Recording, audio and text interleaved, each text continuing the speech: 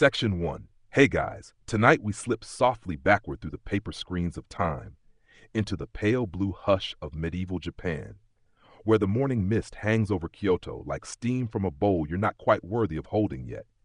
You are standing barefoot on wooden floorboards so cold they make modern tiles seem positively affectionate, somewhere in the Muromachi period, when tea is not yet your trendy iced latte with oat milk and suspiciously cheerful branding, but a sacred discipline wrapped in silence, smoke, and the rustle of silk sleeves. Your job tonight, if your knees and patience can survive it, is to become a student in the slow, precise, almost absurdly careful world of a Japanese tea master. And honestly, between the freezing baths, endless bowing, and the social danger of whisking poorly, you probably wouldn't last a week. So before you get comfortable, take a moment to like the video and subscribe, but only if you genuinely enjoy what I do here. And while you're settling in, drop a comment with your location and local time, because somewhere out there, another sleepless soul may also be mentally preparing to kneel for hours on tatami. Now, dim the lights, maybe turn on a fan for that soft background hum, and let's ease into tonight's journey together. You wake before sunrise, because in this world, the day does not politely wait for your alarm clock or your desire to hit snooze 7 times. A wooden clapper sounds in the temple courtyard, sharp and hollow, and the chill in the air sneaks through your thin robe with all the subtlety of unpaid taxes. Outside, Kyoto breathes under a veil of mist, the tiled rooftops slick with dew, cedar trees standing dark and motionless like they know secrets too old for conversation. You are in a Zen temple, one of the quiet engines behind Japan's early tea culture. Here, tea is not a social beverage first. It is fuel for meditation. Imported centuries earlier from China, tea seeds had been brought to Japan in the early 9th century, though many historians point to the monk Aisai in the 12th century as the crucial figure who truly popularized powdered green tea among Zen communities. His writings praise tea for health and alertness, which is a polite historical way of saying monks desperately needed caffeine to avoid face planting during meditation.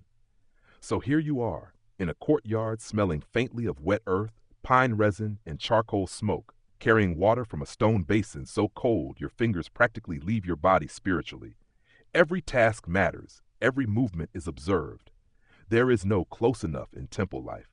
You rinse bowls, sweep pathways, and learn quickly that sweeping leaves in a Zen compound is less about removing dirt and more about confronting your own chaotic soul.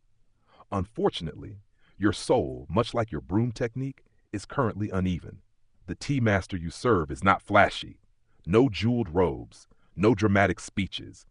He moves with such controlled simplicity that even opening a sliding door looks philosophical. His sleeves barely whisper. His gaze is calm enough to make you feel personally offensive.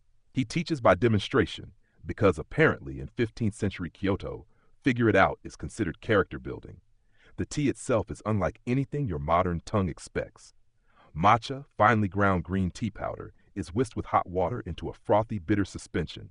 No sugar, no vanilla syrup, no caramel drizzle shaped like emotional compensation. Just grass, earth, and awakening. The first sip startles you. Vegetal, slightly astringent, almost like drinking a garden that has achieved enlightenment. Yet, this bitterness is intentional. Zen practice embraces directness. Tea is clarity. Tea is discipline. Tea is attention made liquid. As dawn expands, temple bells ring low across Kyoto. Their sound drifts through the fog, deep enough to feel in your ribs. You kneel in a sparse room with tatami mats, where the geometry itself seems meditative. Historians are still debating whether early Japanese tea gatherings were primarily religious rituals or if social prestige was already creeping in from the start. But here, at least for now, the emphasis feels devotional. One little known fact: early monks sometimes used tea not just for wakefulness, but as a medicinal tonic believed to aid digestion and balance bodily energies. Imagine explaining to your doctor that your prescription is sit straighter and drink ceremonial leaf foam. By mid-morning, you begin to understand that tea mastery starts long before tea touches bowl. It begins in water temperature, in charcoal arrangement, in bowl placement, in silence, especially silence. Modern life trains you to fill empty moments with notifications, podcasts, or existential scrolling. But here, silence is not absence. It is structure. The temple garden becomes your textbook. Moss spreads over stones in soft green constellations. A bamboo dipper rests beside water polished by moonlight and frost. The master pauses before entering the tea space, and so do you. This threshold matters. You leave behind dust, status, distraction, at least theoretically. You are still mostly distracted by your numb toes.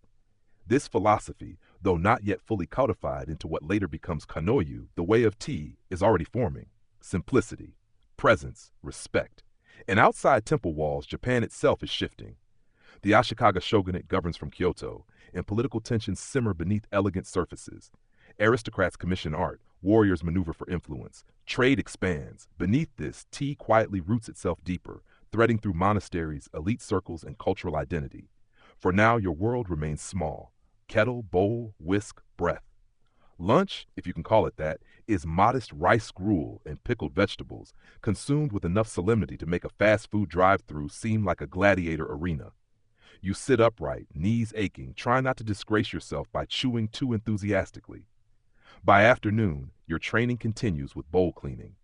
And yes, there is a correct way to clean a bowl. Of course there is. Every cloth fold is precise, every rotation deliberate. The bowl is not an object. It is a companion in ritual. To mishandle it would be like using a priceless violin to swat mosquitoes. As shadows lengthen, you begin to notice something surprising. Slowness changes time. Without clocks, pings, or crowded schedules, moments stretch. Steam rising from iron seems eventful. The scrape of bamboo whisk against ceramic becomes almost musical. You are not bored exactly, though your legs may file formal complaints. You are becoming attentive. And that is the first real lesson. Before tea became an art of famous masters and warlords, before golden tea rooms and political ceremonies, it was this. A quiet act in cold temples, where tired monks and awkward students like you learned that how you prepare something can shape who you become. Tonight, under candle glow and moon-shadowed beams, you kneel once more as water begins to simmer. Not boil wildly, never that. Tiny bubbles gather like distant thoughts. The master nods almost imperceptibly. For the first time you whisk. Poorly, yes. Your foam is uneven, your wrist uncertain, and somewhere your ancestors may be apologizing. But in this room, under cedar smoke and silence, even clumsy beginnings matter. Because the way of tea, like sleep, does not demand perfection at first, only that you arrive. Section 2. The next morning arrives not with drama, but with frost so sharp it feels personally judgmental. You rise again before the sun, your knees already drafting a formal protest from yesterday's kneeling marathon, and shuffle through the temple corridor while the wooden floors remind you that medieval Japan had absolutely no interest in your comfort. The chill creeps through your robes. The paper shoji screens glow faintly blue, and somewhere in the distance, a kettle lid rattles like a tiny metallic spirit clearing its throat. You are beginning to notice that tea, in this world, is not simply prepared. It arrives through history, migration, devotion, and a frankly suspicious amount of patience. Long before your sleepy hands fumbled that bamboo whisk, tea itself had crossed oceans and ideas. Its roots stretched back to China, where tea was cultivated and revered for centuries before Japan truly embraced it. During the Tang Dynasty, Japanese envoys and Buddhist monks traveled to China, bringing back religious texts, art, and yes, tea seeds. But tea's first arrival in Japan was more like an experimental pilot episode than a hit series. It existed, then faded, mostly confined to court elites and monasteries. The true turning point came in the late 12th and early 13th centuries, when the monk Eisai returned from Song, China, carrying not just Zen teachings, but powdered green tea culture. He wrote Kisa Yojoki, often translated as drinking tea for health, a text praising tea's medicinal powers with the kind of confidence modern wellness influencers reserve for chia seeds. Eisai argued tea improved concentration, digestion, and overall vitality. Historians are still debating whether his health claims were primarily spiritual philosophy or surprisingly practical proto-nutrition. But either way, exhausted monks clearly appreciated anything standing between them and nodding off mid-meditation. So today, your tea master teaches you not just how to whisk, but why this bitter green powder matters. You kneel beside him in a storage room lined with ceramic jars, bamboo tools, and cloth bundles. He opens one container slowly, almost reverently, revealing matcha so vivid it looks less like food and more like powdered spring itself. The scent is fresh, grassy, faintly sweet, and deeply vegetal, like someone condensed an entire hillside into dust. This tea is precious. Unlike steeped loose leaves, matcha requires shading tea plants before harvest, increasing chlorophyll and amino acids. Though cultivation methods will become more refined later, even now the process demands care bordering on obsession. You watch leaves ground by stone into fine powder, a labor so slow it makes downloading bad internet in 2007 seem efficient. Your master explains through action rather than speech. Tea is transformation. Leaf becomes powder. Powder becomes drink. Drink becomes awareness. Outside the temple, however, tea is also becoming something else entirely. Among the samurai class, tea drinking begins to gain popularity, partly because Zen and warrior culture share a certain appreciation for discipline, austerity, and pretending sleep deprivation is noble. Samurai find in tea not just stimulation, but ceremony. It sharpens the mind before battle, negotiation, or long periods of strategic glaring. But not all tea culture is solemn. By the Kamakura and early Muromachi periods, tea contests called tocha become fashionable among elites. Imagine a medieval Japanese guessing game where participants drink different teas and compete to identify their origins, sort of like a wine tasting party, except with more robes and potentially more existential significance. These gatherings could become lavish, with prizes, gambling, and extravagance that would make your humble temple tea room clutch its bamboo whisk in horror. One little-known detail: some tocha events included massive quantities of tea and luxurious Chinese imports, turning what began as refined appreciation into what was essentially a caffeinated flex. Your master, naturally, disapproves. As he rinses a bowl with water that steams in the cold, you sense the philosophical divide beginning to brew. Tea can become status, tea can become spectacle, or tea can remain a path inward. For now, in temple walls, the inward path holds. You spend the afternoon learning about karamono, Chinese goods prized in Japan, especially tea utensils. Imported ceramics, scrolls, and bowls from China are treasured almost mythically. In elite circles, owning Chinese teaware signals sophistication. It is luxury branding, Muromachi edition, and yet there is irony here. Even as Japanese tea culture borrows heavily from Chinese roots, it slowly begins shaping its own identity. Less ornate in some corners, more introspective, more tied to Zen-infused aesthetics. You carry water again because apparently enlightenment is 40% philosophy and 60% bucket logistics. The stone path to the well is slick with moss, and cedar needles cling to your sandals. A crow watches you from a branch with the unmistakable energy of someone judging your life choices. By dusk, the temple hosts a small tea gathering for visiting monks. No one speaks much. Silk rustles, bowls rotate, steam curls upward in delicate ghosts.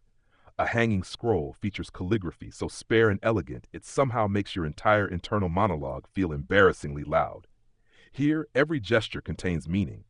The bowl is turned before drinking, partly to avoid placing lips on its front, a subtle act of respect. You sip carefully, bow, wipe, return. It feels intimidating at first, like participating in a sacred dance where everyone else received rehearsal notes. But gradually the rhythm carries you. The tea is still bitter, yes, but now bitterness reveals layers. Sweet grass, sea breeze, umami depth. You begin to understand that taste, like history, unfolds when rushed less. As evening darkens, your master finally speaks more than a sentence. He tells you that imported tea may have awakened Japan, but Japan will one day teach tea how to become silence itself. That idea lingers, because while China gave tea its seeds and forms, Japan is beginning to reshape tea into something profoundly local. Not abundance, but refinement. Not display alone, but contemplation. Historians are still debating exactly when Japanese tea culture diverged most distinctly from Chinese influence. But sitting here under lantern glow, watching steam blur the room's edges, you can feel divergence happening in real time. You are inside a cultural fermentation. And perhaps the strangest fact of all, in these quiet bowls lies the future architecture of Japanese aesthetics: wabi-sabi, humility, asymmetry, transience, all still embryonic, steeping slowly like leaves not yet fully opened. Tonight, after guests depart and charcoal dims, you clean bowls again.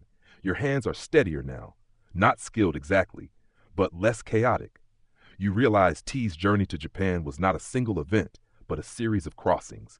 Sea to shore, monk to temple, temple to warrior, luxury to philosophy. And you, shivering slightly in the temple's wooden hush, are one more crossing too. A beginner between noise and stillness. A student of powdered leaves, a very cold one admittedly, but awake. Section 3, days begin slipping together like steam through bamboo, each morning arriving with silver mist over Kyoto.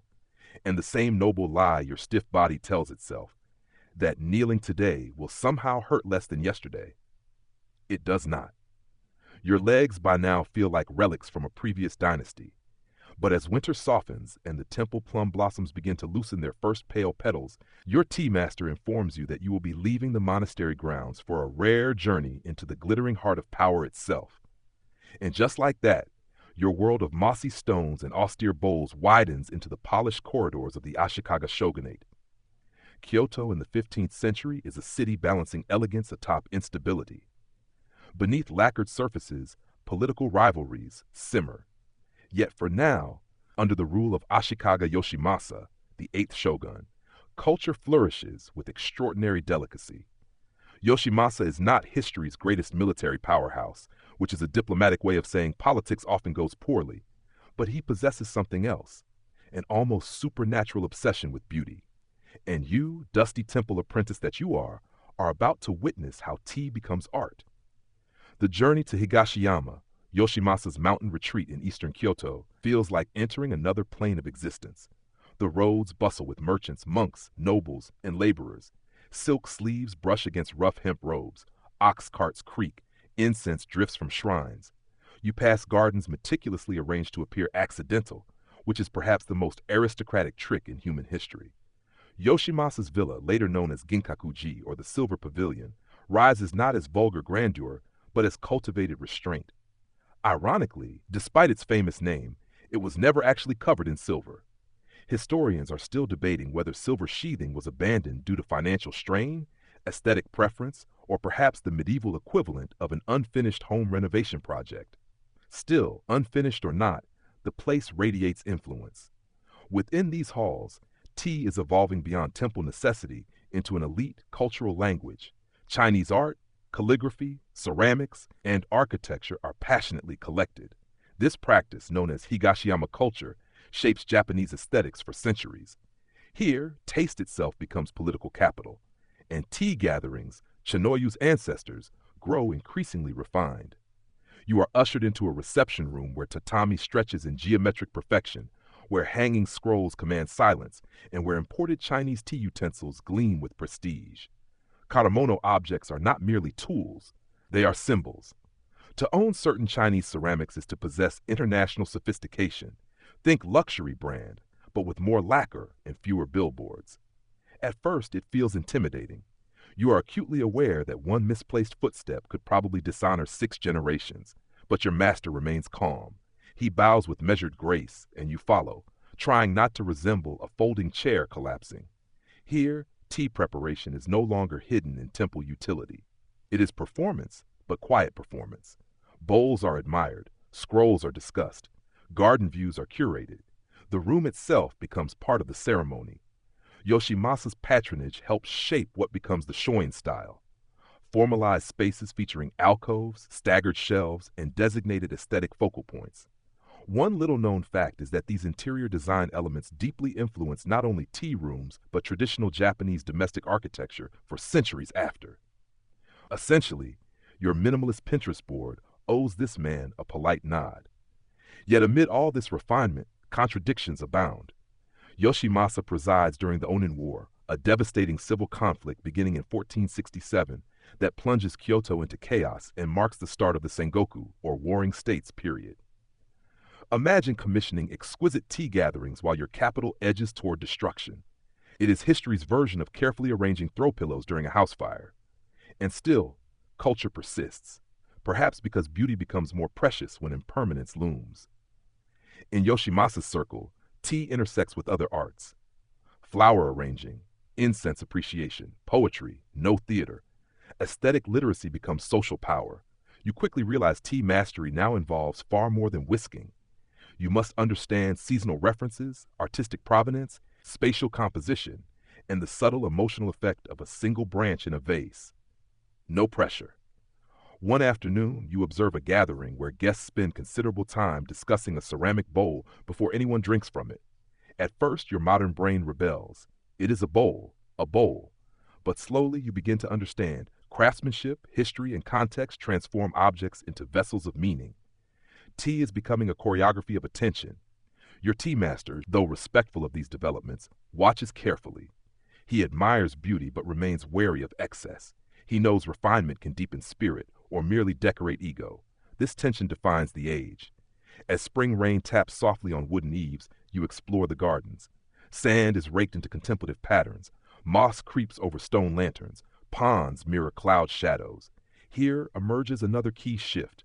Japanese aesthetics increasingly embrace suggestion over declaration, subtlety over spectacle. Historians are still debating whether Yoshimasa consciously intended to create a distinctly Japanese aesthetic philosophy or simply gathered influences so effectively that synthesis happened naturally. Either way, his cultural patronage plants seeds for future tea masters to radicalize. Because while Yoshimasa's tea world treasures imported Chinese grandeur, a quiet countercurrent is forming. One that will ask whether true beauty might lie not in expensive perfection, but in rustic imperfection. You do not know it yet, but that question will change everything. For now, though, you kneel in rooms where incense curls like script in the air and lacquer glows by candlelight. You serve guests whose robes cost more than your temple probably does. You carry bowls with both hands and pray your wrists remain loyal. And gradually, your senses sharpen. You notice the grain of cedar pillars, the way afternoon light pools on tatami, the hush before water pours, the emotional weather of a room. Tea here is no longer just drink. It is architecture, diplomacy, taste, theater. It is also occasionally deeply exhausting. But beneath polished ceremony, something ancient remains: water, leaf, bowl, breath. One evening, after returning from the shogun's villa, you sit outside beneath the crescent moon, your robe smelling faintly of smoke and rain. The temple feels simpler now, but not smaller. You understand more clearly that tea is changing because Japan is changing. From monastery to palace, from fuel to philosophy, from powdered leaf to cultural code. And somewhere between the silver pavilion's elegant surfaces and your master's quiet restraint, a question lingers in the cool night air. What matters more, the precious object or the precious moment it holds? For now, Kyoto does not answer, it only steams. Section 4. By now, you've learned that in the world of tea, revolutions do not usually arrive with shouting, banners, or dramatic orchestral swells. They arrive quietly, through a smaller room, a rougher bowl, a slightly crooked flower, and one thoughtful man deciding that maybe luxury has been getting a little too comfortable. His name is Murata Juko. And though history often remembers warlords with swords and rulers with armies, Juko changes Japan with something far more subversive. Less stuff. You first hear his name whispered by your tea master during an evening charcoal arrangement, spoken with the kind of reverence usually reserved for enlightened monks or exceptionally well-balanced kettles. Juko, born in the 15th century, had studied Zen and served within the sophisticated tea circles influenced by Ashikaga Yoshimasa. He understood elite tea culture from the inside, the imported Chinese treasures, the dazzling Karamono prestige, the social elegance polished smooth as lacquer. And then rather audaciously, he began trimming it down. Not abandoning beauty, mind you. That would be too simple. Instead, he redirected beauty inward. You travel to a modest tea gathering shaped by his ideas, expecting perhaps a lesser imitation of aristocratic grandeur. Instead, you enter something startlingly different. The room is small, very small. Not palace small, not minimalist penthouse small. More like, did the architect resent furniture? Small. 4.5 tatami mats, give or take, creating a compressed intimacy that changes everything. Here, status has fewer places to hide. The gold, imported showpieces, and decorative excess of larger elite salons give way to restraint. A single scroll hangs in the alcove. A flower arrangement, sparse and seasonal, sits almost shyly in a bamboo vase. The utensils are carefully chosen, but not all are extravagant Chinese imports. Some are local, rustic, quiet. At first, your modern brain, still occasionally seduced by shiny things, wonders whether this is simply budget tea. It is not. This is philosophy. Juko's approach becomes known as wabicha's foundation, rooted in wabi, a concept suggesting humble simplicity, understated elegance, and the poignant beauty of imperfection. Not poverty exactly, though your frozen feet may disagree. More like spiritual richness stripped of unnecessary noise. Historians are still debating whether Juko fully intended the later codified ideals of wabi-cha or whether his innovations were more gradual adaptations later mythologized. But sitting in this room, breathing cedar and steam, intention almost feels secondary. The atmosphere itself teaches. Here, silence deepens. Without lavish objects demanding admiration, attention shifts to gesture, texture, and presence. A bamboo scoop with subtle grain, the rough lip of a bowl against your hand, the sound of water ladled into iron. It is extraordinary how much louder simplicity can feel. Juko famously valued the blending of Japanese and Chinese elements, not outright rejection of Chinese influence. This is important. He is not smashing imported ceramics in some anti-luxury tantrum. Rather, he softens hierarchy, allowing Japanese-made objects and rustic aesthetics into spaces once dominated by prestige imports. Think less, burn it all down. More, perhaps this humble clay cup deserves a seat at the table too. And honestly, fair enough. One little-known detail, Juko emphasized the phrase, the moon not marred by clouds, suggesting clarity beyond surface distractions. Though interpretations vary, his teachings often fuse Zen insight with aesthetic choice, making tea less about collecting objects and more about cultivating perception. You feel this shift profoundly during one rainy afternoon gathering. The path to the tea hut winds through a simple garden, later known as a roji, or dewy path, moss-cushioned stepping stones, rain beads on bamboo leaves. You pause at a stone basin to rinse hands and mouth, a symbolic cleansing before entering. The world outside, with its politics, ambitions, and damp sandals, is left behind. Even the entrance is humbling. You duck. Not because you are unusually clumsy, though history remains open on that point, but because the Nijiriguchi, a small crawl-through entrance, requires all guests to bow physically. Samurai must leave swords outside. Merchants and nobles alike stoop the same. In a society deeply structured by hierarchy, this is quietly radical. Inside, the tea master prepares the bowl with calm precision. No excessive flourish, no decorative spectacle. Every movement is purposeful, intimate, unhurried. And then, perhaps for the first time, you understand tea not as performance or status, but as encounter, a meeting, a moment impossible to repeat exactly. The Japanese phrase, ichigo ichi, often later associated with tea, captures this beautifully. One time, one meeting. Treasure it. Though the phrase itself becomes more prominent later, its spirit is already steeping here. Outside, Japan's political world remains unstable, with regional tensions escalating towards centuries of conflict. Yet inside these tea spaces, another kind of order is forming, one based not on domination, but presence. This does not mean tea becomes apolitical. Quite the opposite. Cultural practices always intersect with power. But Juko's legacy offers a counterweight. Value can emerge from humility, not just display. And your own training changes too. Your master becomes stricter, which is truly impressive considering his previous standards already made perfectionism look relaxed. He corrects how you fold cloth, how you breathe before serving, how you appreciate asymmetry, especially asymmetry. A slightly uneven bowl, once dismissed, now invites contemplation. Its irregularity reflects nature, process, humanity. In modern terms, imagine finally accepting that your handmade mug from that overpriced artisan market is charming because it wobbles. By candlelight, you study utensils no longer for price, but feeling. Some bowls are rough, their glaze pooled unpredictably. Some bamboo vases age and darken, some flowers bend, and somehow these flaws do not diminish beauty. They complete it. Historians are still debating how much Zen directly shaped wabicha versus broader social and artistic developments, but from where you kneel, categories matter less than experience. Tea is becoming less about possessing the finest things and more about perceiving deeply. You begin noticing beauty in weathered gates, cracked lacquer, distant crows, steam vanishing into cold air, not because deprivation is glamorous, but because impermanence sharpens appreciation. Late one evening, after guests depart, your master hands you a modest Korean rice bowl used for tea, an object once considered ordinary, even coarse. Look, he says, so you do.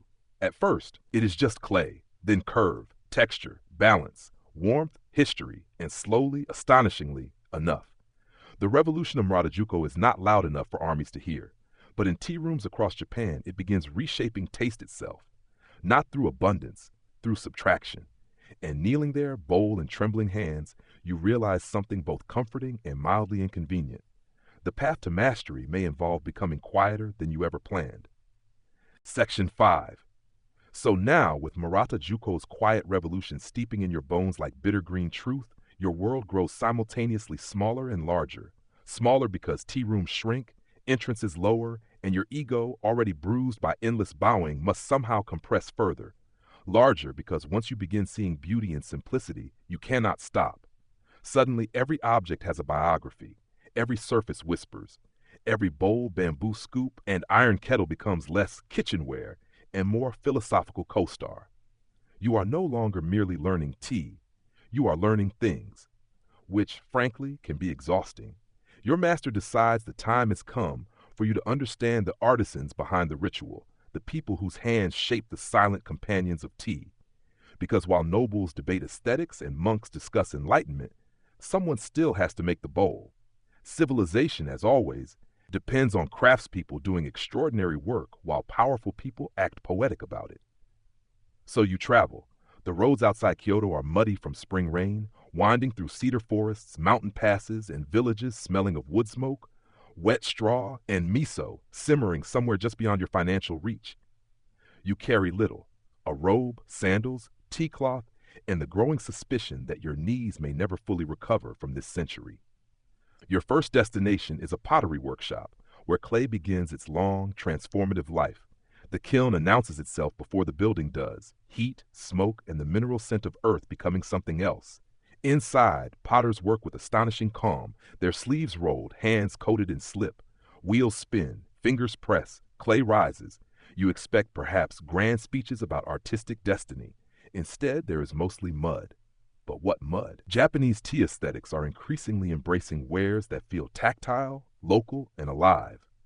Imported Chinese celadons and refined porcelain still hold prestige, of course, but alongside them emerges deeper appreciation for domestic ceramics, shigaraki, bezin, seido.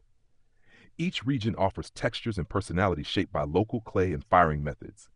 One little-known fact: some early tea ceramics prized by later tea masters were originally humble utilitarian vessels, rice bowls, storage jars, peasant wares, elevated into art through context and perception. It is perhaps history's most elegant reminder that greatness sometimes begins looking suspiciously ordinary. The potter you observe shapes a bowl not toward mathematical perfection, but balance, slight irregularity, weight in the hand, lip against the mouth. Tea bowls are not simply seen, they are held, rotated, encountered. Historians are still debating whether Japan's embrace of rustic domestic wares was primarily philosophical or partly practical economics dressed in spiritual sophistication. Honestly, it may be both. Humans have always been very talented at turning budget constraints into cultural movements. Still, standing beside the kiln, you feel something real. Fire is collaborator here. No two bowls emerge identical. Ash settles unpredictably. Flame licks one side harder than another. Glaze pools, cracks, surprises. Imperfection is not failure. It is evidence of process. From clay, you travel to bamboo groves, where tea scoops and whisks begin. Bamboo forests are unlike anywhere else. Green columns rising skyward, creaking softly in the wind, leaves whispering overhead like polite ghosts.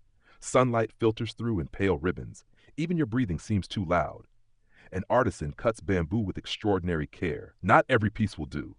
Flexibility, grain, age, all matter.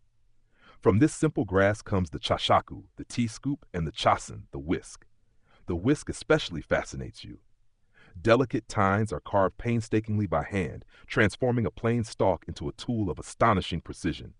Watching it happen is like witnessing someone turn office supplies into sacred geometry. Your own whisking technique, sadly, remains less sacred geometry and more caffeinated weather event. Still, you improve. Then comes iron. In a town known for metalwork, you encounter kettle makers crafting kama, iron tea kettles whose shapes range from austere to subtly ornate. Hammer strikes ring through workshops like disciplined bells. Here, too, utility and beauty intertwine. The kettle is not decoration alone. It shapes sound, boil, atmosphere. Some tea masters even value the voice of the kettle, the specific way water sounds as it heats. Imagine being so spiritually evolved that your kettle's simmer becomes aesthetic discourse. And yet, you begin to understand.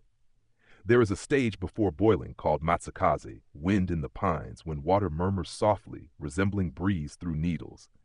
This sound is cherished, not chaotic boiling, controlled emergence like tea itself. As your travels continue, you realize the way of tea depends not on isolated genius, but networks of labor. Farmers shading leaves, grinders turning stone mills, potters firing bowls, bamboo workers carving whisks, smiths shaping kettles, gardeners designing pathways. Tea is collaboration disguised as ritual. Back in Kyoto, your master introduces you to Korean-influenced wares, especially rougher bowls that later generations will treasure for their honest forms. He asks you not what they cost, but what they feel like. This becomes a recurring torment, because what does it feel like is a much harder question than is it expensive. A cracked glaze line becomes a river, a thumb indentation becomes intimacy, a warped foot becomes movement frozen. You begin sounding unbearably philosophical even to yourself. And yet in these objects, you see Japan's tea culture inching closer toward what will later define it. Reverence for crafted experience over polished perfection. Not all agree, of course. Elite circles still adore luxurious Chinese imports. Political prestige remains entangled with possessions. But the rustic current grows stronger. Historians are still debating exactly when specific teawares became codified symbols of wabi aesthetics. But for you, labels matter less than your own changing hand. You hold bowls differently now. Not tighter, more attentively. One rainy evening, you sit beneath the eaves of a small workshop while a potter shares roasted barley tea. Not matcha, just something warm and practical. He laughs softly when you ask how he knows whether a bowl is good. He taps his chest. Not market price, not court approval, not imported fame, feeling. This, perhaps, is the strange genius of tea culture's evolution. It transforms ordinary craftsmanship into spiritual literacy. The bowl becomes teacher, the whisk, discipline, the kettle, timekeeper, the bamboo ladle, gesture. And you, once merely cold and confused, are slowly becoming fluent in quiet things. As you return through dusk-lit roads, fireflies flickering over rice paddies, you carry a newly fired bowl wrapped in cloth. It is not symmetrical. One side dips slightly. The glaze darkens unexpectedly near the rim. A few months ago, you might have considered it flawed. Now, under fading light, it feels almost alive. And somewhere between clay, bamboo, iron, and steam, you realize tea mastery is not built solely in grand rooms or famous gatherings. It is built in the hands of those who shape what others hold, which is humbling. Also slightly inconvenient, because now even your spoon probably seems emotionally underdeveloped. Section 6. By this point, your life has become so deeply entangled with bowls, bamboo, and philosophical weather that even walking through a market feels suspiciously meaningful. You can no longer glance at a cracked jar without wondering whether it embodies transience. You have opinions about kettle acoustics. You have, in short, become the sort of person your former self might have found exhausting. And now, naturally, tea takes you somewhere louder. Sakai. If Kyoto is mist, temple bells, and courtly restraint, Sakai is salt air, commerce, and ambition with surprisingly elegant sleeves. Located near Osaka Bay, this bustling port city in the 15th and 16th centuries hums with merchants, foreign trade, warehouses, and enough economic energy to make your monastery seem like it's operating on candlelight and introspection alone. You arrive to gull cries, ship masts, and streets alive with movement. Traders haul goods from China, Korea, and beyond. Incense mingles with sea breeze. Fine textiles brush past rough cargo rope. Wealth here does not always wear aristocratic titles. It buys influence in ledger books, imported wares, and increasingly tea. And in this merchant city, you encounter Takino Joe. Planted seeds of wabi, Joe waters them with remarkable grace. Born into a prosperous merchant family, Takino Joe understands commerce, status, and refinement intimately. But rather than using tea merely to display wealth, he deepens Juko's humble aesthetic, blending sophistication with simplicity in ways that feel both elegant and profoundly human. In modern terms, imagine someone with every reason to flaunt luxury, choosing instead to host the most thoughtfully understated gathering imaginable, where even the plain ceramic cup somehow makes designer tableware look emotionally insecure. Joel's tea world is not anti-wealth exactly. He is, after all, a merchant operating in one of Japan's thriving commercial centers, but he demonstrates that true cultivation lies not in ostentation, but discernment. You first attend one of his gatherings through your master's connections, and immediately the atmosphere feels distinct. The tea room is refined, yes, but not stiff. There is sophistication here, softened. A carefully chosen hanging scroll may feature poetry rather than prestige alone. A rustic flower arrangement carries emotional weight. Chinese objects are still respected, but local wares are welcomed with equal seriousness. Merchant culture, with its practical cosmopolitanism, creates space for synthesis. Tea, once primarily temple discipline or elite pastime, becomes increasingly accessible to urban cultural classes. This matters because Sakai's merchant class helps democratize tea's evolution, not by making it casual exactly, but by broadening who shapes its future. Historians are still debating how much merchant patronage versus aristocratic influence truly drove tea's transformation during this period. But standing in Sakai's lively streets, it is impossible to ignore commerce's role. Trade moves objects, objects move taste, taste reshapes identity. And Joel, poetically enough, seems to understand all of it. He is associated with the phrase cool witheredness, a poetic sensibility valuing restrained beauty touched by age, season, and subtle melancholy. It sounds dramatic, but in practice, it means appreciating things that do not scream for attention. An autumn branch, a weathered vase, a room spacious enough for silence. You, unfortunately, still scream internally every time your legs go numb during formal kneeling. But spiritually, progress is happening. One little known fact, Sakai's autonomy as a merchant city allowed cultural experimentation somewhat outside strict feudal structures, making it a particularly fertile ground for tea culture's development. In other words, bustling capitalism occasionally funded excellent aesthetics. Joel's gatherings often include linked verse poetry, calligraphy, and nuanced conversation, revealing tea's growing role as interdisciplinary art. Tea is no longer merely prepared, it is curated through emotional atmosphere. An atmosphere, you discover, is exhausting to maintain. You spend hours selecting appropriate charcoal sizes, flower combinations, and seasonal references. There are correct poetic associations for certain months, correct moods for weather, correct levels of elegance without overstatement. It is somehow both deeply calming and absolutely nerve-wracking. One rainy spring evening, Joel demonstrates a principle that changes you. A guest praises an imported Chinese object excessively. Rather than dismissing it, Joel simply shifts attention to a modest local container nearby, a bamboo flower vase, weathered and quiet. He says little, but by placement, seasonality, and feeling, he reveals equal beauty. Not replacement, balance. This is crucial. Japanese tea culture is not a simplistic rejection of outside influence. It is selective integration. Chinese roots remain foundational. Domestic aesthetics grow bolder. Merchant sensibilities add fluidity. Zen continues shaping perception. Tea is becoming a conversation rather than a hierarchy. Outside Japan edges deeper into the Sengoku era's turbulence. Regional lords compete, alliances fracture, conflict spreads. And yet inside tea rooms, people still kneel over steam discussing glaze. At first glance, this seems absurd, but perhaps in unstable times, carefully made moments matter more. Joel's emphasis on harmony between wealth and humility becomes especially potent in such a world. He proves sophistication need not be gaudy, and simplicity need not be crude. You begin seeing this in Sakai itself. Grand homes may conceal intimate tea rooms. Merchants handling international trade may still pause for a bowl prepared with meditative restraint. Power wears silk, but wisdom may still choose rough clay. Historians are still debating whether Joel's greatest contribution was aesthetic innovation or his role as cultural bridge. But for you, bridge feels right. He connects temple and city, luxury and humility, trade and contemplation, and perhaps most importantly, he prepares the path for someone extraordinary. A young man in Sakai, born into merchant culture, observant, disciplined, and destined to transform tea forever.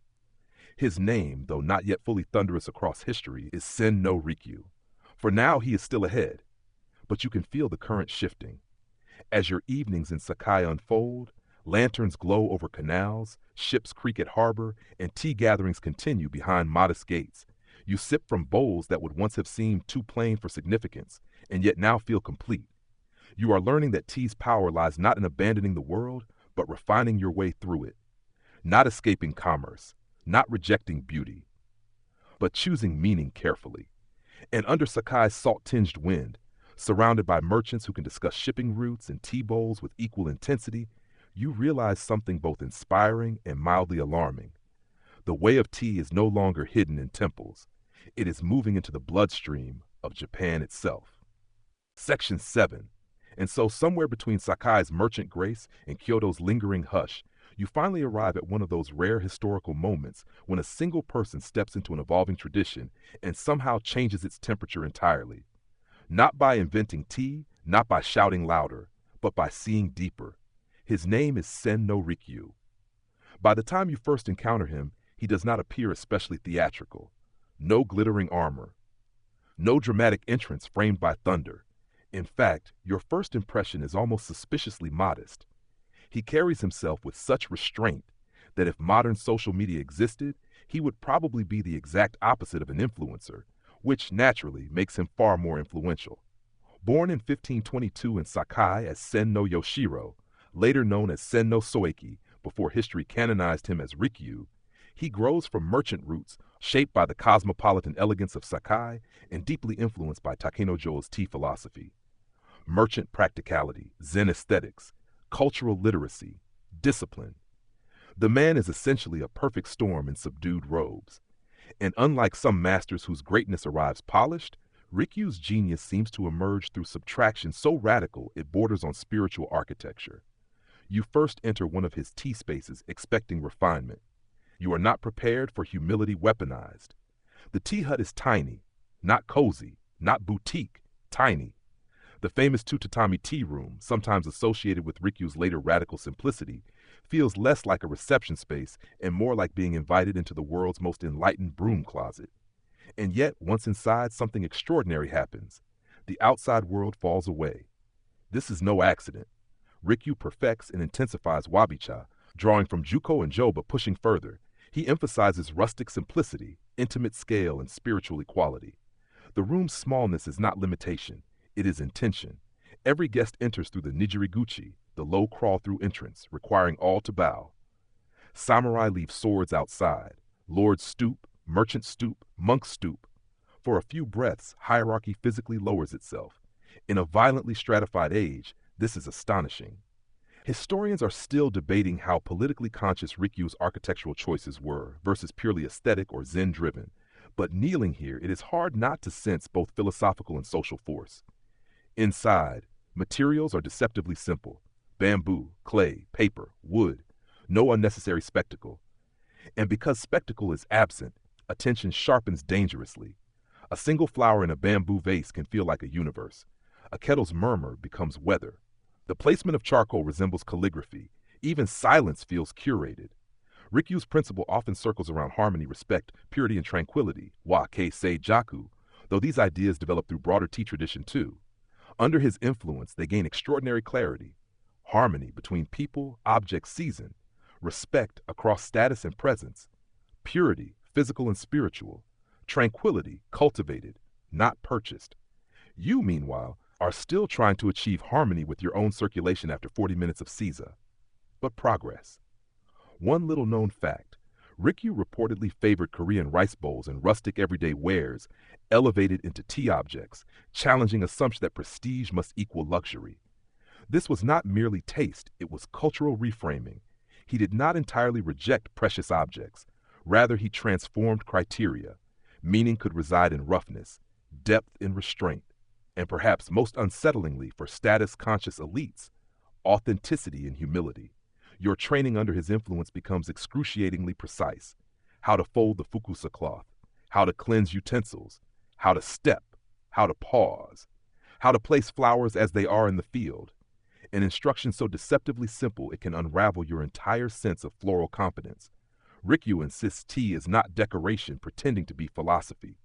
It is philosophy enacted through ordinary gestures. One spring morning he has you sweep the garden path, again and again. You remove every leaf until the roji is immaculate. Then, with one deliberate motion, he shakes a branch, allowing a few leaves to fall naturally. Perfection, apparently, was never the point. Naturalness was. This lesson hits with alarming force, because throughout your journey, tea has evolved from imported stimulant to elite culture to humble aesthetic. Under Rikyū, it becomes something nearly existential, designed impermanence, a cultivated encounter with fleetingness. Outside the tea hut, Japan convulses with warlord ambition. Oda Nobunaga rises, regional conflict intensifies, castles, armies, betrayals. Yet within these small rooms, Rikyū creates spaces where another order briefly reigns. Not peace exactly, but presence, and powerful men notice. Rikyū's reputation spreads, eventually drawing the attention of political giants. Tea is no longer merely personal refinement. It becomes intertwined with diplomacy, status, and power at the highest levels. Ironically, the man most devoted to humility will soon serve some of Japan's most formidable rulers. But for now, in these earlier years, you witness his method before politics fully tightens around it. You attend gatherings where no object screams wealth, yet every choice resonates. A weathered bamboo flower container, a dark raku bowl warm from use, a hanging scroll chosen for rain, no excess, no waste, no careless movement. Historians are still debating whether Rikyū's tea philosophy represented the pinnacle of Zen-infused aesthetics or a highly sophisticated cultural response to social upheaval. But perhaps the distinction matters less than the lived result. He creates refuge, not from reality, from distraction. And perhaps that is more radical. As evening falls after one gathering, you linger outside the tea hut. The air smells of damp earth and pine. Water drips softly from a stone basin. Somewhere distant, political history sharpens its swords. But here, in a garden of moss and shadow, your hands still remember the warmth of a bowl passed carefully from one human being to another. No grand speech, no conquest, just one shared moment. Rikyū passes by, quiet as ever, and pauses only long enough to say that tea is, above all, about preparing your heart before preparing water.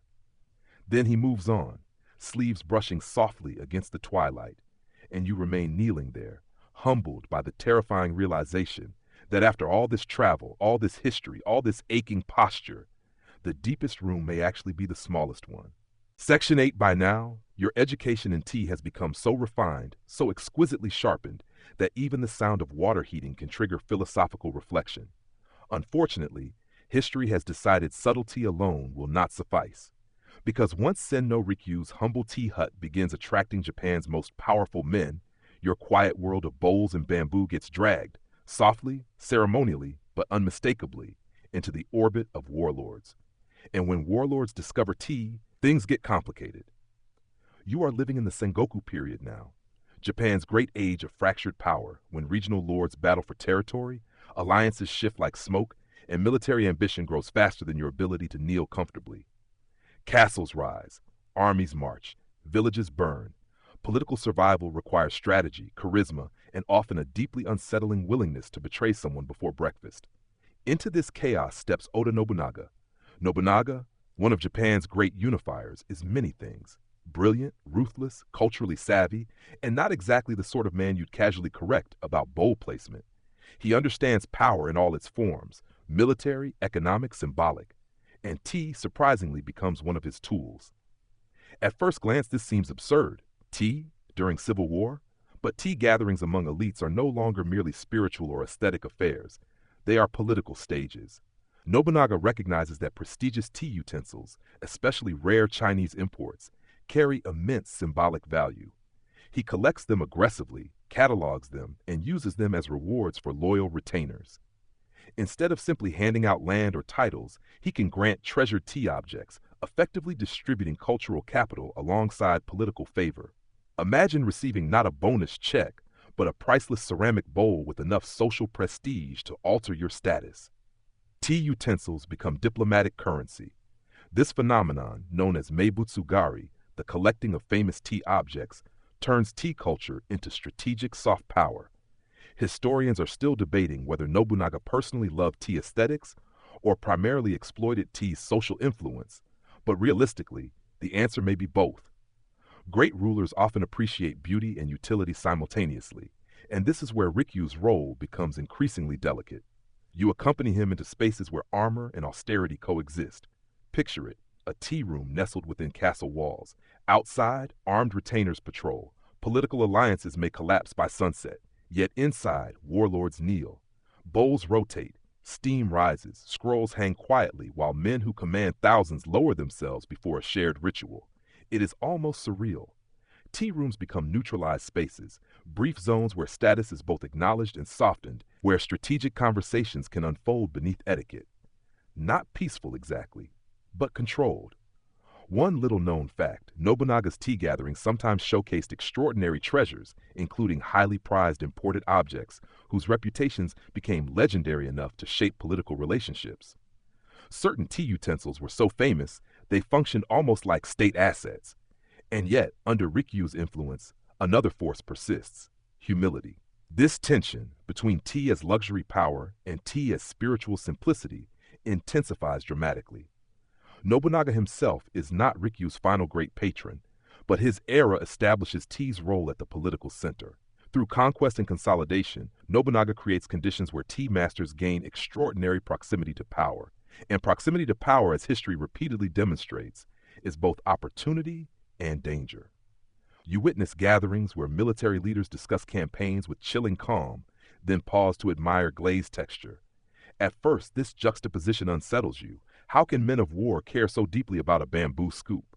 But slowly you realize tea offers more than aesthetic distraction. It is control, discipline, image. In chaotic times, the ability to host or participate in refined rituals signals legitimacy. A ruler who understands tea demonstrates cultivation beyond brute force. Even conquest benefits from good taste, apparently. Then comes the Honnoji incident in 1582. Nobunaga, at the height of power, is betrayed by Akechi Mitsuhide and dies dramatically in Kyoto, one of Japanese history's most famous turning points. The political world convulses overnight, and through this upheaval rises Toyotomi Hideyoshi. If Nobunaga is forceful consolidation, Hideyoshi is charisma, ambition, and social ascent on an almost mythic scale. Born of far humbler origins, Hideyoshi climbs from peasant roots to national power, a trajectory so astonishing it practically feels fictional. And unlike Nobunaga, Hideyoshi's relationship with tea will become even more theatrical. But for now, in this transitional storm, tea remains central. Rikyū survives politically and culturally by navigating these dangerous shifts with astonishing precision. His mastery is no longer confined to aesthetics. He must manage relationships with rulers whose whims can shape nations or end lives. Historians are still debating how much political agency Rikyū truly wielded versus how carefully he adapted within larger forces, but his presence near power is undeniable. You begin noticing how tea rooms function almost like controlled mirrors. The architecture humbles, the ritual slows, the shared bowl humanizes. Even men accustomed to command must wait while water heats. This may seem small. It is not. In an age obsessed with force, enforced patience itself becomes radical. One evening, after serving in a gathering attended by military elites, you step outside into a castle garden lit by moonlight. Armor glints in corridors. Pine shadows stretch over stone. The contrast nearly overwhelms you. Inside, one bowl, one flower, one scroll. Outside, armies. And yet perhaps that is why tea matters more than ever. Not because it erases violence, but because it preserves another model of human interaction amid violence. A slower one. A more attentive one. Of course, tea can also become vanity, political theater, and prestige competition. Humans remain impressively consistent across centuries. But under Rikyū's guidance, there is always an undercurrent reminding you that beyond strategy lies sincerity. Or at least there should. You polish bowls late into the night now, sometimes within fortified walls rather than temple compounds. You hear military briefings in distant chambers. You smell incense mingling with iron and horse leather. Tea has entered history's bloodstream fully. No longer monastery secret, no longer merchant refinement alone. It is now diplomacy, reward system, cultural battlefield, spiritual refuge, and occasionally elite flex. And somehow, despite all this expansion, the essentials remain absurdly unchanged: water, leaf, bowl, breath. You are beginning to understand that tea's greatest power may not lie in separating itself from the world's chaos, but in surviving inside it, even beneath warlords. Section 9. And then, because history apparently cannot resist irony, The man who rises from peasant origins to rule Japan, the one who knows hunger, ambition, and the sharp social edge of exclusion, decides that what tea really needs is gold, an extraordinary amount of gold. Toyotomi Hideyoshi enters your life not like mist or moss, but like sunlight ricocheting off polished metal. If Nobunaga wielded tea as strategic prestige, Hideyoshi amplifies it into spectacle with all the subtlety of a gilded thunderclap. He is brilliant, theatrical, politically masterful, and deeply aware that symbols shape power just as surely as armies do. And under him, tea becomes both more influential and more conflicted than ever. By now, Sen no Rikyu serves as Hideyoshi's chief tea master, a position of astonishing cultural authority. You remain close enough to witness what may be one of the strangest partnerships in Japanese history. The austere apostle of humble simplicity, beside a ruler whose tastes can occasionally resemble a magpie discovering imperial governance. At first, the contrast feels impossible. Rikyū, bamboo, rough clay, weathered quiet. Hideyoshi, gold leaf, grandeur, dramatic public display. And yet, for a time, they coexist. You first encounter Hideyoshi's famous golden tea room with the kind of stunned disbelief usually reserved for seeing someone turn meditation into a chandelier. It is dazzling. Gold-covered walls, gold utensils, gold kettle, gold everything. If Murata Juko had suggested less is more, Hideyoshi appears determined to test whether more is more. The portable golden tea room, likely created in the 1580s, functions not merely as personal indulgence but political theater. It is designed for mobility, display, and imperial symbolism, a statement that tea, culture, and authority now travel under Hideyoshi's command. One little-known fact: the room may have been used for highly public ceremonial purposes, emphasizing not intimacy but magnificence. Imagine taking the contemplative hush of a tea hut and giving it a state parade. And yet, strangely, it works, or at least, it impresses. Historians are still debating whether Hideyoshi genuinely appreciated wabicha's deeper spiritual ideals or primarily embraced tea as a political instrument and symbol of supreme status. The answer, frustratingly human as always, may be both, because Hideyoshi does participate in refined tea culture. He studies it, he values it, but he also understands mass spectacle. This culminates spectacularly in the Grand Kitano Tea Gathering of 1587, where Hideyoshi opens tea participation broadly in Kyoto's Kitano Shrine precincts. This enormous public event invites people across classes to host tea gatherings, at least in theory. On one hand, this appears democratizing. On the other, it is also an extraordinary display of centralized cultural power. Picture a massive tea festival where rulers, merchants, monks, and commoners all intersect under one ruler's patronage. It is part cultural celebration, part political branding campaign, and entirely unforgettable. You attend amid swarming crowds, colorful banners, steaming kettles, and more tea-related activity than your once monastic brain can fully process. Booths line pathways, diverse utensils appear, status and accessibility blur, though not completely. For one surreal day, tea becomes public theater, and Rikyu, ever composed, moves through it like still water beneath fireworks. But beneath this dazzling era, tension sharpens.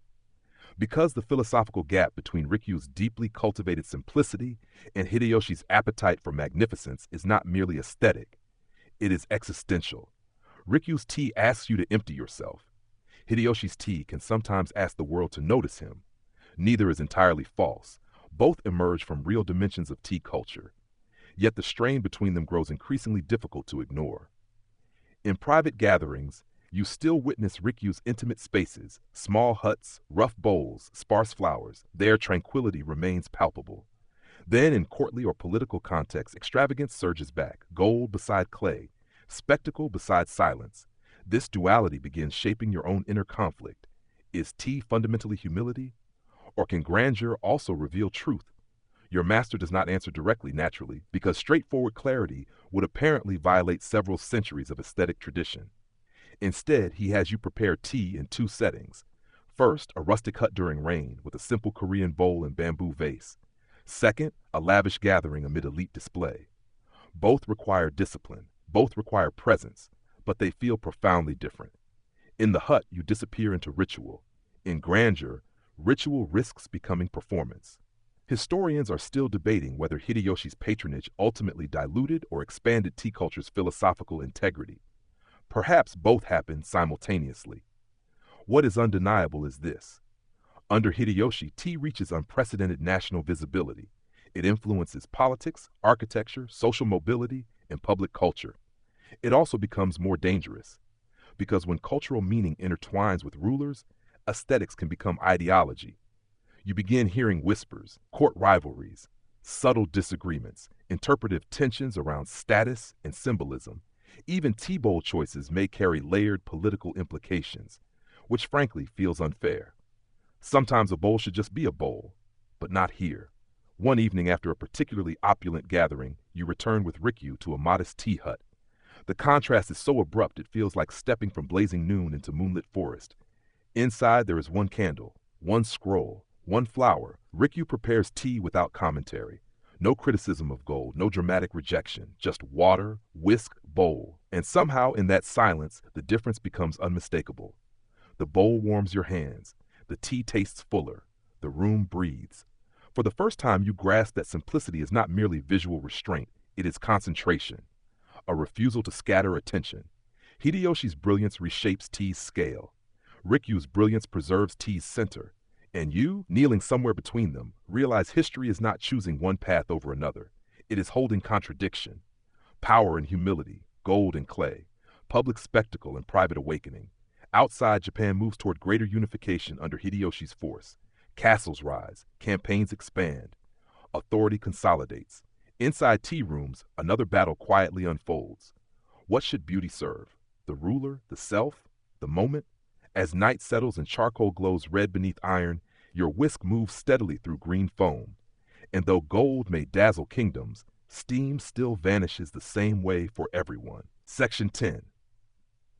For a while, it almost seems possible that contradiction can last forever, that gold and clay can continue their careful dance, that Toyotomi Hideyoshi's dazzling appetite for spectacle and Senno Rikyū's disciplined devotion to humility might remain in productive tension, like two different notes somehow sustaining one haunting chord.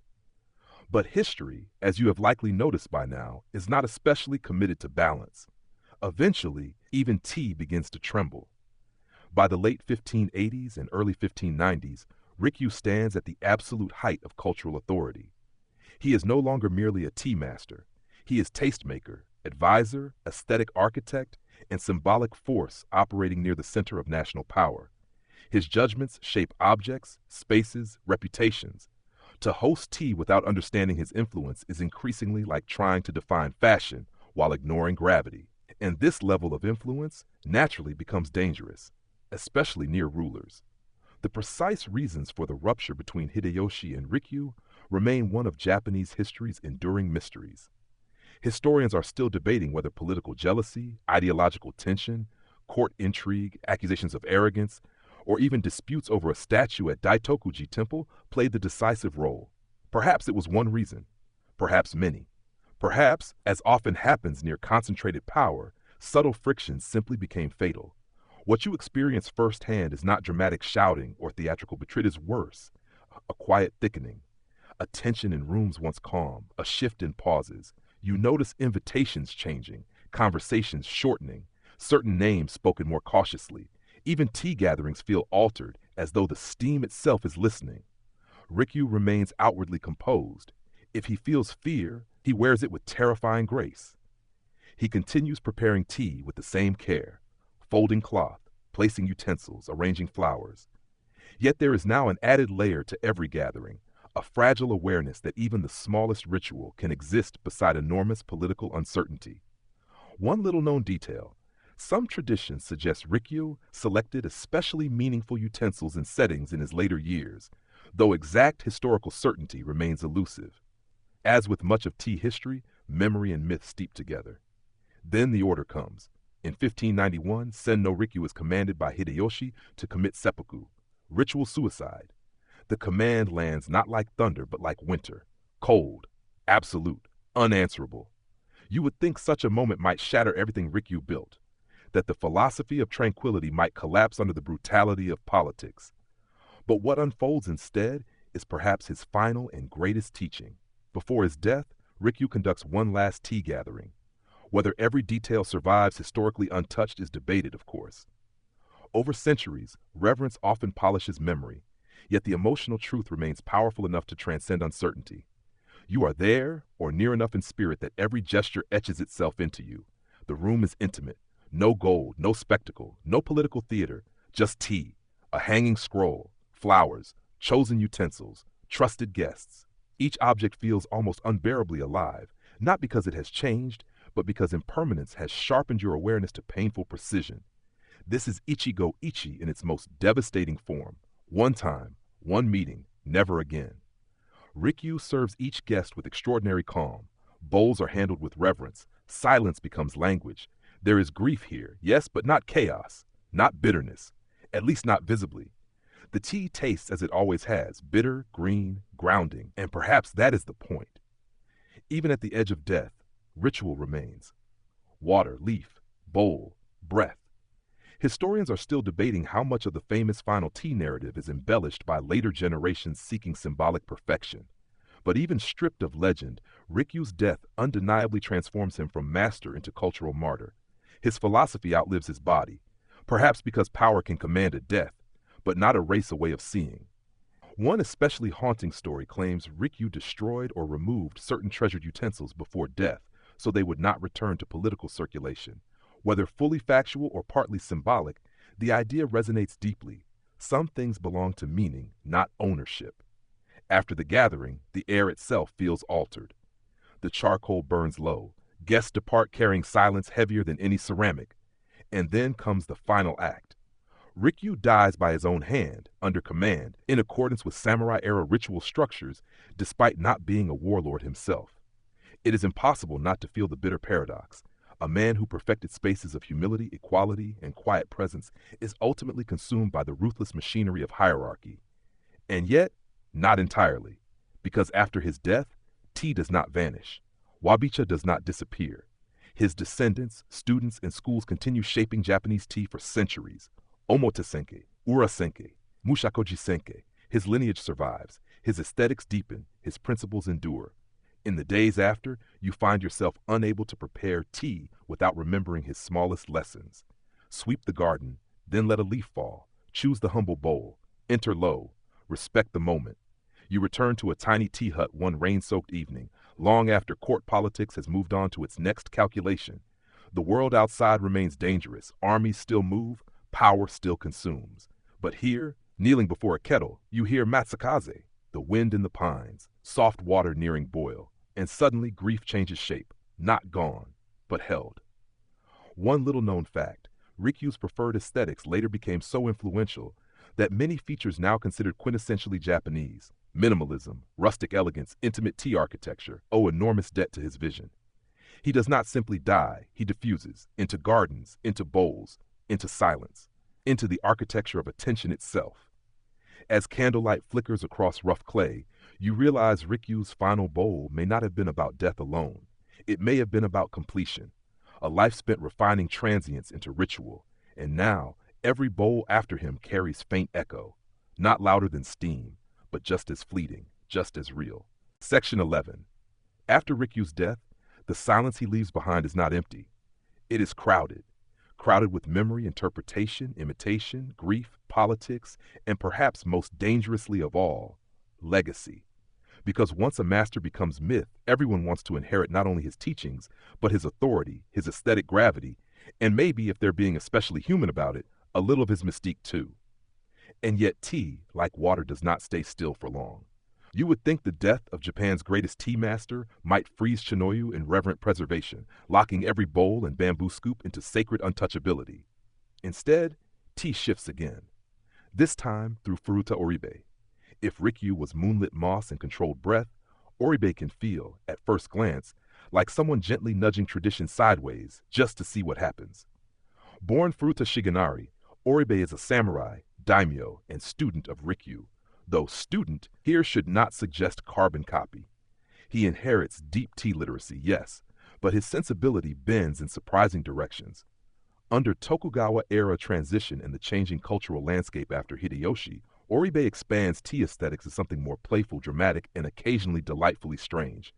And after so much disciplined restraint, strange is invigorating. Your first Oribe-style gathering feels subtly off balance. Not wrong, just intriguingly crooked. A tea bowl tilts more boldly. Patterns become asymmetrical in unexpected ways. Green copper glazes splash vividly across ceramics. Shapes distort. Geometry loosens. It is as though someone took Wabicha's reverence for imperfection and gave it a sly smile. Oribeyaki ceramics, which later become associated with him, often feature intentionally uneven forms, daring brushwork, and unusual designs. They can appear almost modern in their abstraction, proof that centuries before avant-garde galleries charged alarming ticket prices, Japanese tea culture was already experimenting beautifully. Historians are still debating exactly how directly Oribe himself shaped all ceramic developments bearing his name, but his aesthetic influence is unmistakable. What changes under Oribe is not rejection of Rikyū's principles, but reinterpretation. Wabi remains. But now whimsy enters. Individuality stretches. If Rikyū taught humility through narrowing, Oribe sometimes explores freedom through creative distortion. One little-known fact: Oribe's tastes extended into garden design, architecture, and broader visual culture, reflecting how tea masters often influence far beyond tea itself. These were not simply beverage specialists. They were world builders with kettles. At first, you resist. After years of careful cultivation and restraint, Oribe's choices can feel almost mischievous. A water jar placed unexpectedly, a gate angled differently, a bowl whose asymmetry seems louder. Can loud asymmetry still be contemplative? Apparently, yes. Because Oribe's brilliance lies not in abandoning tea's essence, but in reminding you that sincerity need not always look solemn. This is deeply important. Traditions survive not only through preservation, but adaptation. Japan itself is shifting too. The great wars of unification are giving way toward Tokugawa consolidation. Stability, though imperfect, increases. Cultural practices can breathe differently when not constantly shadowed by national fragmentation. Tea no longer exists solely under the immediate psychological pressure of warlord chaos, and so experimentation expands. In Oribe gatherings, samurai culture remains present, but aesthetics can feel more expressive. The tea room still matters. Ritual still matters. Yet there is occasionally a sense that elegance may wink. Not mockery. Vitality. You begin appreciating that naturalness can include surprise. A cracked bowl may whisper. An Oribe bowl may occasionally grin. One rainy autumn afternoon, you participate in a gathering where the chosen flower arrangement appears almost startlingly simple. A wild branch angled unexpectedly, leaves imperfectly spaced, as if autumn itself arranged it while distracted. Your old instincts search for hidden symbolic precision. And there is precision, but not predictabilities. Historians are still debating whether Oribe's eventual political downfall influenced later romanticization of his aesthetic daring, but his life, like many near power, ends tragically. Accused of conspiracy in 615, he is ordered to commit seppuku under Tokugawa rule. Tea history, it seems, remains painfully familiar in one regard. Great sensitivity does not guarantee political safety.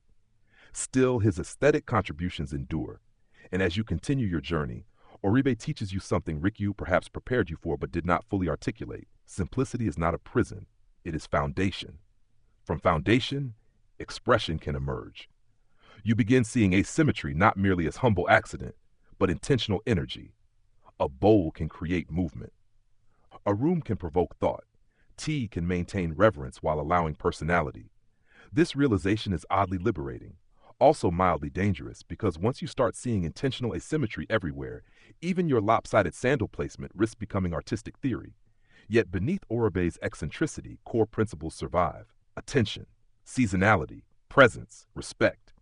The bowl is still held carefully. Water still matters. Steam still rises and disappears. One especially charming detail of this era is how tea utensils increasingly reflect broader regional craftsmanship and evolving tastes, proving tea culture never belonged to one frozen ideal. It is lineage, yes, but living lineage. And perhaps that is the true inheritance of Rikyū, not rigid imitation. Deep enough roots to allow branching.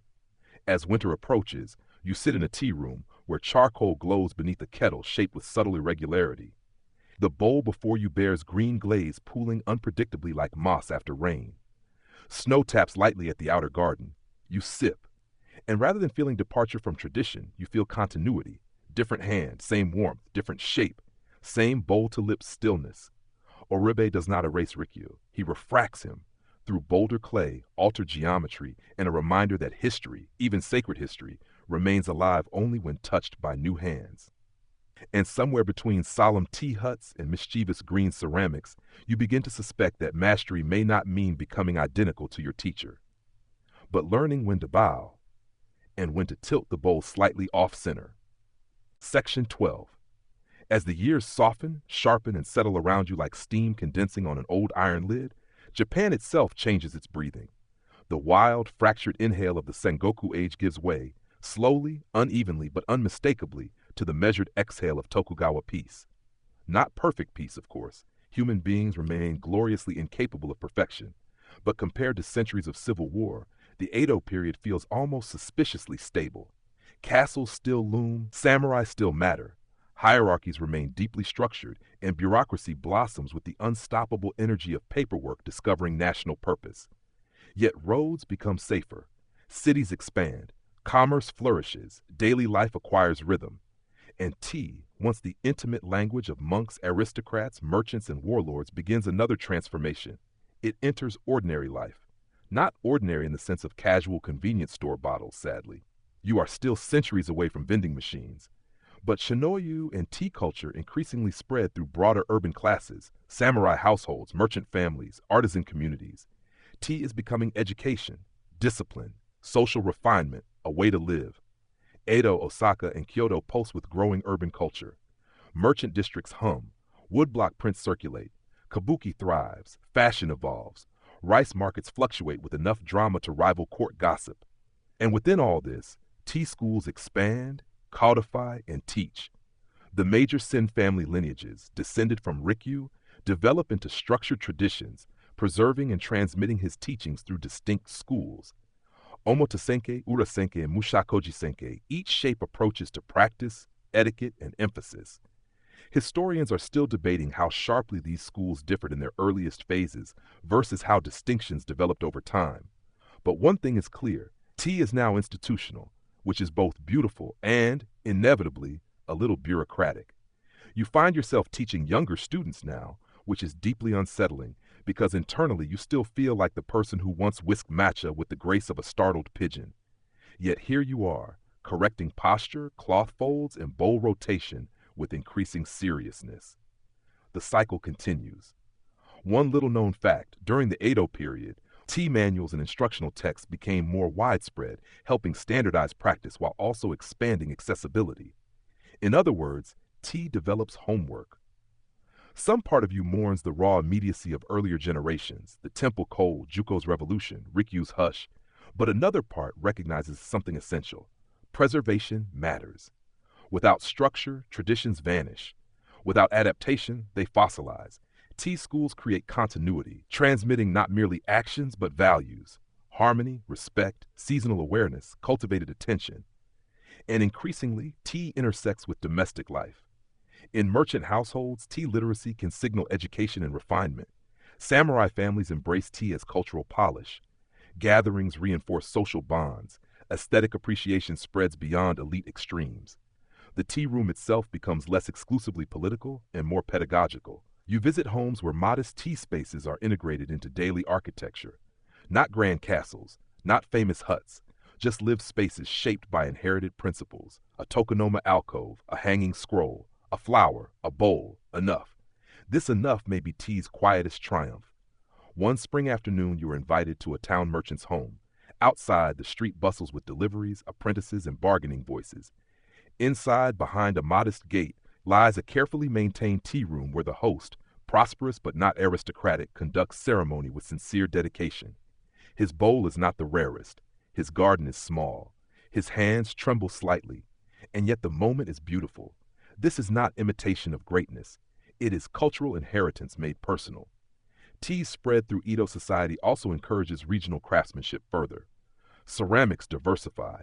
Local tastes influence utensils. Seasonal sweets, wagashi, become increasingly important companions to matcha, softening bitterness with delicate sweetness.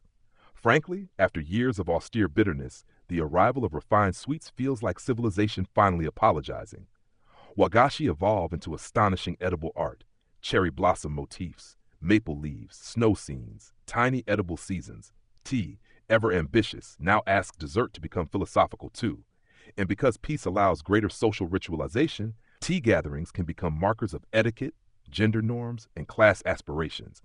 This expansion brings beauty, but also complexity. Who learns? Who hosts? Who belongs? Historians are still debating how democratizing tea truly became across Edo classes, since access varied significantly by wealth, education, and social position. Yet compared to its earlier concentration among select elites, tea's broader diffusion is undeniable. Of course, codification has risks. Some gatherings feel rigid, formulaic, a little too concerned with exactitude over spirit. You occasionally encounter practitioners so obsessed with procedural perfection that one suspects they would critique moonlight if it fell at the wrong angle. This, too, is human nature. But the best teachers remind students that etiquette serves awareness, not vanity. One of your own later mentors says tea should never become a cage made of beautiful rules. That line stays with you. By autumn, you travel through provincial towns and discover tea's reach extending even farther than expected. Rural adaptations, local interpretations, and varying levels of formality reveal tea not as monolith but living continuum. In some places, ceremony is highly formal. In others, simpler hospitality prevails. Both can hold sincerity. And perhaps this is Edo tea's quiet miracle. It normalizes slowness. In increasingly busy urban life, tea offers pause. A structured interruption, a return to charcoal, bowl, breath. You age gently through these decades, your hands more practiced now, your eye keener. You can judge water by sound, season by flower, mood by silence. Your knees astonishingly have either adapted or simply surrendered. As evening falls in one Edo townhouse, lantern light glows against paper screens while distant street vendors call outside. Inside, a child practices bowing, awkward but earnest. You watch, and suddenly, across generations, you see it. Tea survived warlords, survived gold, survived politics, survived codification. Because at its heart, it teaches people how to notice. Not perfectly, not universally, but persistently. And in a world growing busier, wealthier, louder, that may be its greatest service. To remind ordinary people in ordinary rooms that even now, water still waits patiently before it sings. Section 13. And somewhere, perhaps just when you begin assuming tea has settled comfortably into scrolls, schools, and impeccably folded etiquette, history gently taps your shoulder and reminds you that traditions do not simply shape nations, they shape households, which means inevitably they shape women's lives too. For centuries, much of the most famous tea history you've wandered through has revolved around monks, warlords, merchants, male lineages, and the occasional deeply anxious apprentice whose knees deserve a memorial shrine. But now, during the Edo period and beyond, tea increasingly enters domestic education, and women become central participants, not always loudly recorded, not always equally empowered, but profoundly influential. This shift is subtle at first, not battlefield dramatic, not castle shaking, more like steam spreading through a room until suddenly everything feels different. As tea schools expand, instruction for women grows in significance, particularly among samurai and merchant classes. Tea becomes part of feminine education alongside calligraphy, flower arrangement, poetry, and etiquette. A daughter trained in tea is not merely learning beverage preparation. She is being taught social grace, aesthetic literacy, hospitality, composure, and family prestige, which, to be fair, is an enormous amount of symbolic pressure to place on how one folds a cloth. You begin visiting households where mothers teach daughters how to bow, whisk, and host. Tatami rooms, once dominated by male political gatherings, now also become spaces of intergenerational domestic transmission. One little known fact: in some periods, tea practice for women could function both as social cultivation and practical marriage preparation, signaling refinement, much like musical training or literary education in other cultures. Imagine your romantic prospects partly hinging on your ability to rotate a bowl gracefully under pressure. And yet, reducing women's tea practice to domestic ornament would miss something vital. Because within constrained structures, women often became preservers, interpreters, and cultural transmitters. Tea in household contexts could sustain continuity across generations more quietly than public fame ever could. You meet one such woman in a Kyoto merchant family, widowed, poised, silver-threaded hair pinned neatly, her voice softer than rain on bamboo. She teaches with extraordinary precision, but not severity. Her tea room is modest, immaculate, alive with seasonal sensitivity. No court title, no political office, no grand legacy carved into national myth.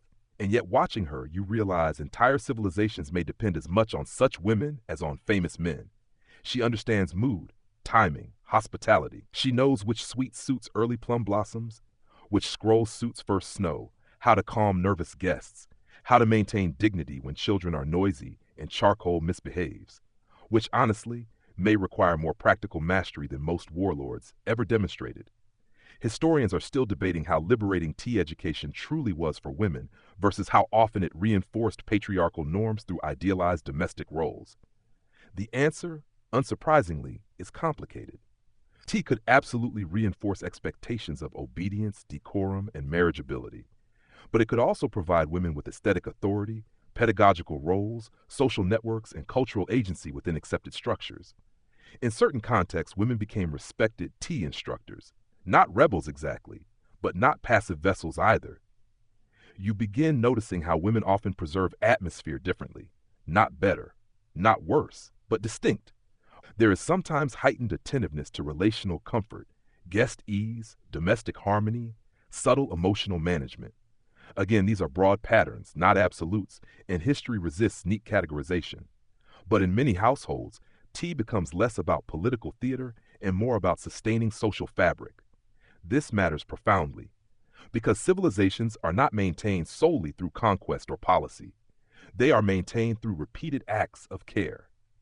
The placement of flowers, the teaching of children, the preserving of rituals, the continuation of beauty under ordinary roofs. By the late Edo and Meiji transitions, women's tea education expands further in some circles, particularly as Japan negotiates modernity and national identity. Tea schools increasingly formalize women's participation, though often through gendered frameworks. And yes, there are frustrations, restrictions, expectations, contradictions. A woman may gain mastery in tea while still constrained elsewhere socially. Progress, as always, arrives unevenly. One spring afternoon, you watch a young girl in formal kimono struggle to whisk properly, her concentration fierce, her wrist uncertain. She frowns so intensely you fear for nearby bamboo. Her grandmother gently adjusts her hand. Not criticism, guidance. And in that tiny motion, generations pass something onward. Not just tea. Patience, form, cultural memory. One especially fascinating reality is how tea gatherings could sometimes create rare structured spaces for women's artistic exchange, conversation, and mutual instruction within social norms.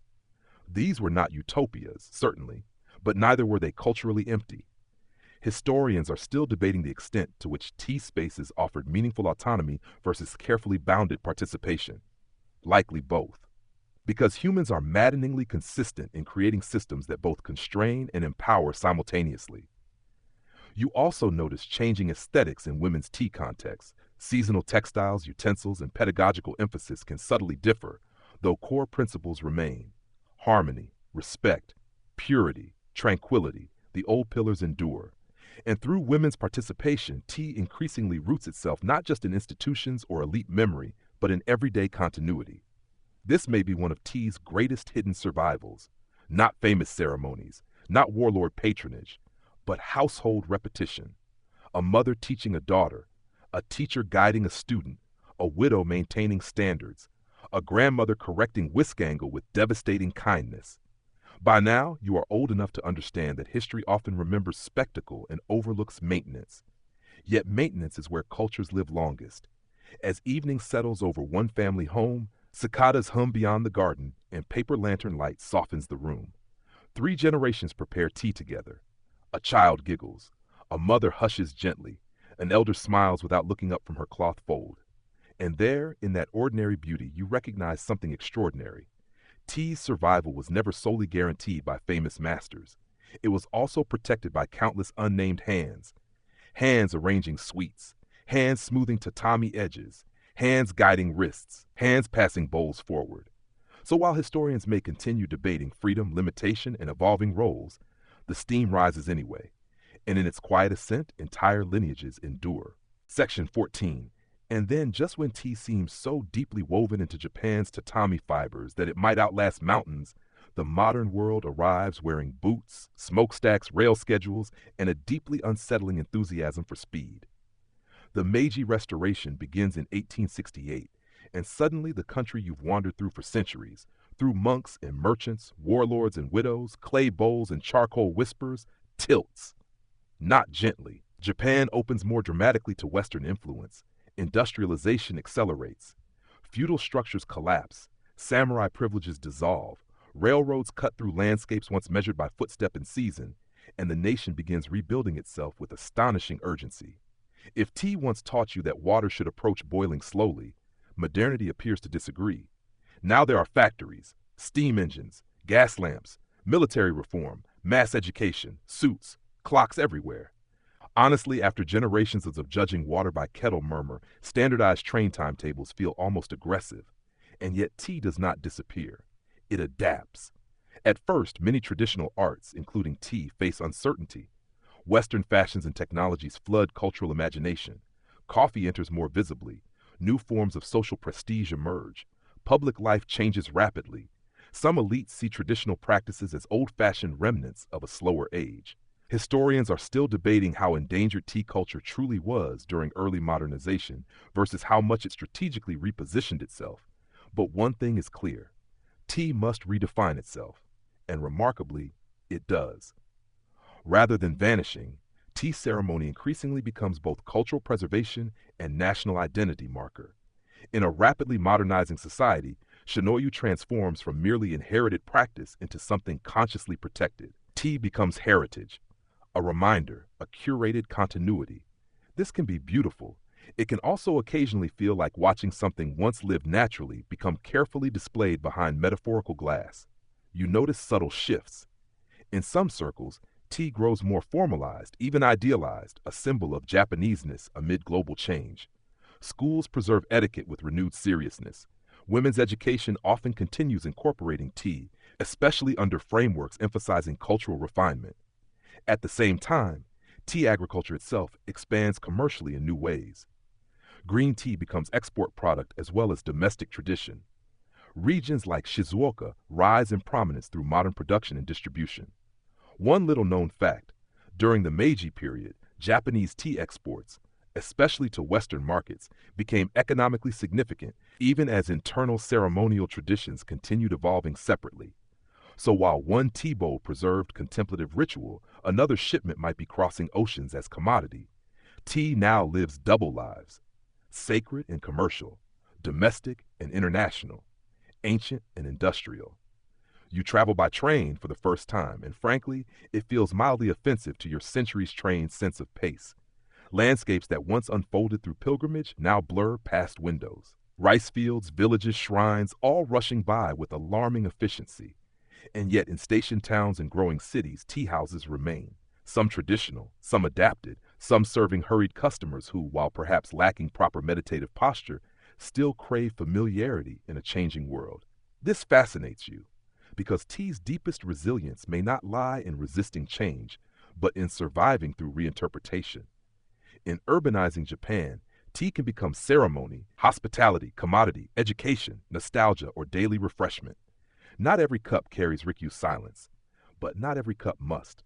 One autumn afternoon in Tokyo, formerly Edo, now transformed by modern ambition, you visit a tea school where students still kneel, bow, whisk, and study scrolls beneath electric modernization's growing hum.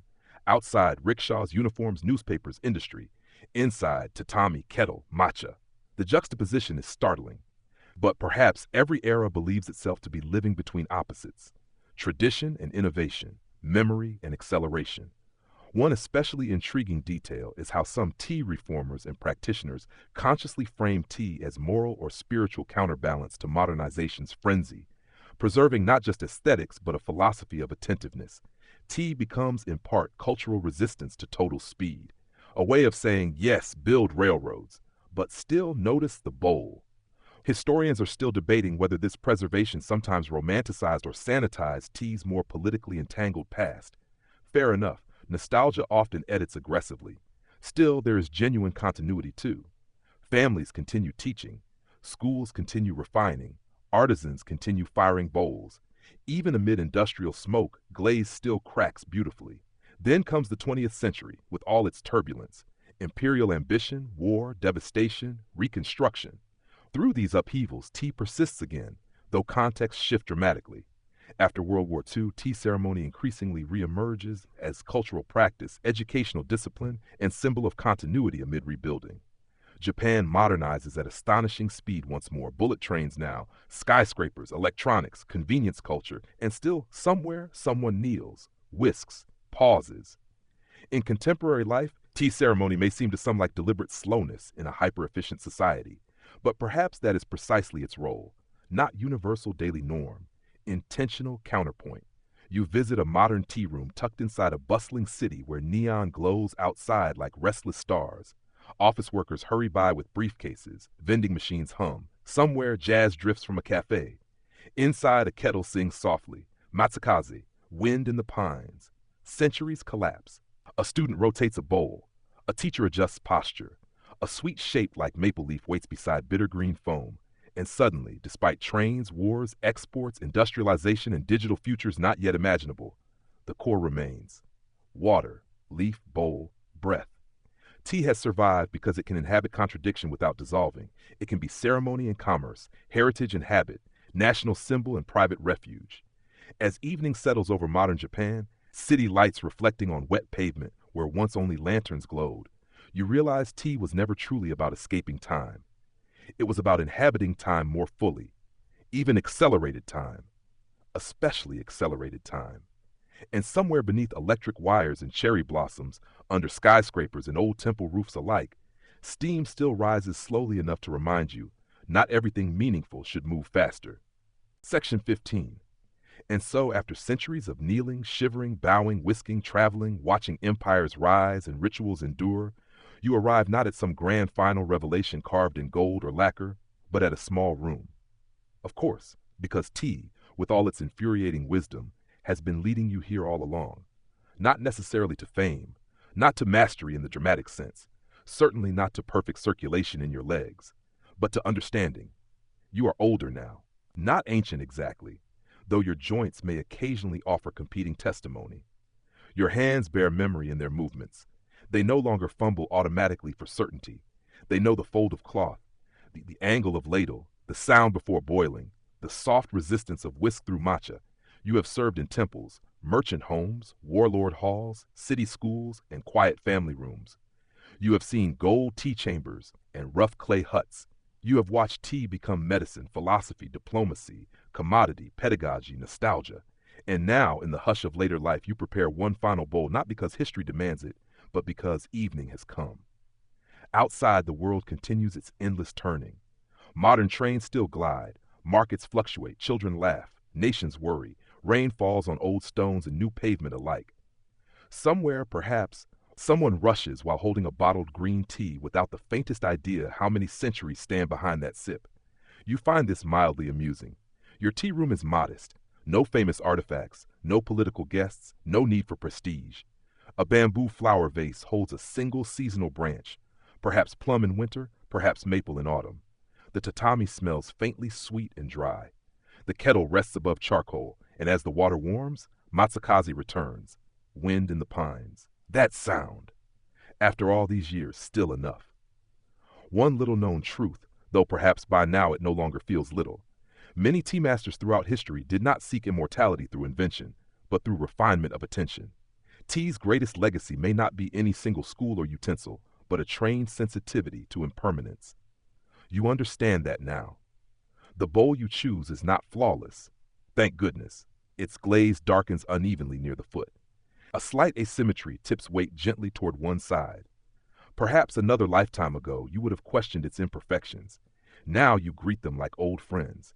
Historians are still debating countless details of tea's evolution. Who emphasized what first? Which schools diverged most authentically? How politics shaped aesthetics? How gender shaped transmission? How modernization altered meaning? Let them debate. Debate has its place. But here, in this room, with evening settling softly around paper screens, the lived truth feels simpler. Tea taught people how to notice. Notice weather, notice guests, Notice texture, notice season, notice mortality, notice gratitude, and perhaps most importantly, notice enoughness. This may be tea's quiet rebellion against every age of excess. Enough water, enough heat, enough gesture, enough silence, enough.